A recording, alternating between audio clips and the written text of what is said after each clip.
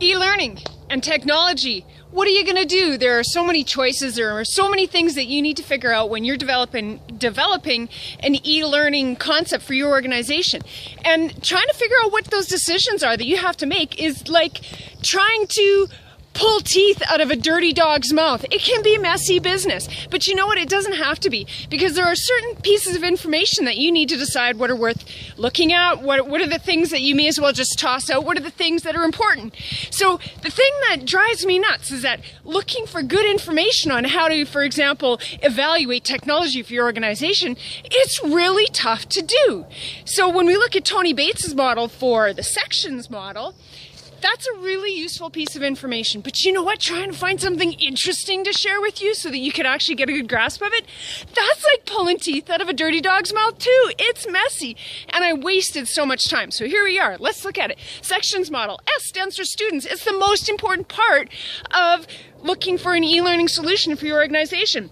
Thinking about the demographics for your students. Who are they? What do they know? What's their education level? What are their needs? Do they need assistive technology? Do they have easy access to the technology that you're planning on using for your organization? All the things related to students are all the little aspects that you need to consider when you're finding the right technology for your organization. Whether that be an LMS that you're looking for or different tools to help out with your LMS. Think about your students. Are they going to be interested in using it? Are they going to be engaged? That's what the S stands for in sections.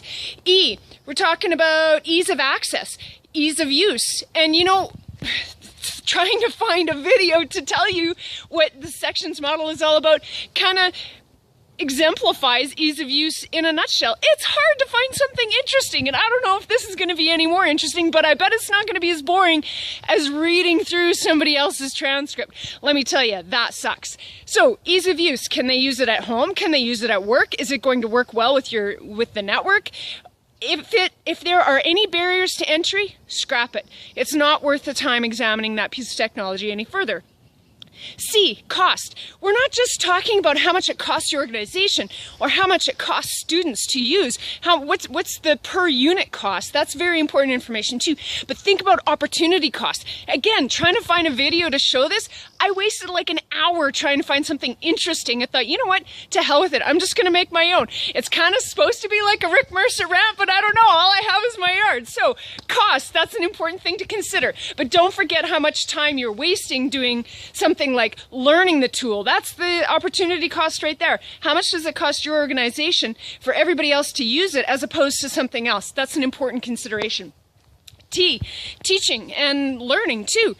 Is it worth it? Is it going to allow you to do different things differently, new things, interesting things?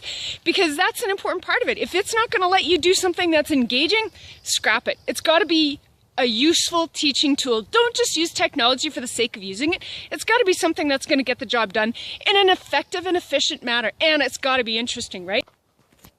I stands for interaction.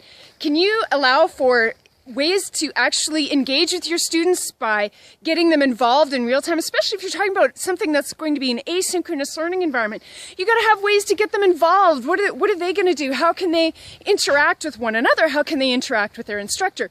How can you interact with the organization through your learning technology, whatever it is that you choose to use? And organization, speaking of which, change is hard, right? Nobody wants to be told that now all of a sudden, for example, the IT department is going to have to revamp a whole lot of stuff just to make sure your technology works with their system. Not going to happen. They're not going to like you, and you're not going to make it happen. So it's got to be something that the organization can work with, something specifically that your IT department is going to like. Don't forget them. They're really super important and part of this whole idea of finding new technology for e-learning in your organization. Networking, it's got to be something that is connected, obviously, right? But don't just think about networking in the physical sense. It's not just the hardware that you have to take into consideration, or, you know, the software for that matter. We're also talking about social media networking, because learning is social, right? We got to find ways that you can incorporate social media and all of the networks that are important in learning, whether that be your personal learning network. That's a great thing that you can look at adding into your e-learning for your organization. So networking encompasses a whole lot of things. It's not just, it's not just the physical things that you need to consider when you're networking. And finally, S stands for sections. Security and privacy. There we go. That's important because you want to make sure that the information that people are putting out there is private, right? You don't want average Joe Blow hacker to be able to get into your organization to check everything out. It's got to be secure, it's got to be private, and not only does it ensure that the information is secure and private, but you know what? There's nothing like feeling like you can screw up in front of other people and it's not going to be out there for the whole world to see. I know this. So don't forget, sections model, use that in your final piece, and let me know if you have any questions. S-E-C-T-I. I have no idea what the heck the I stands for, and I'm going to have to edit that.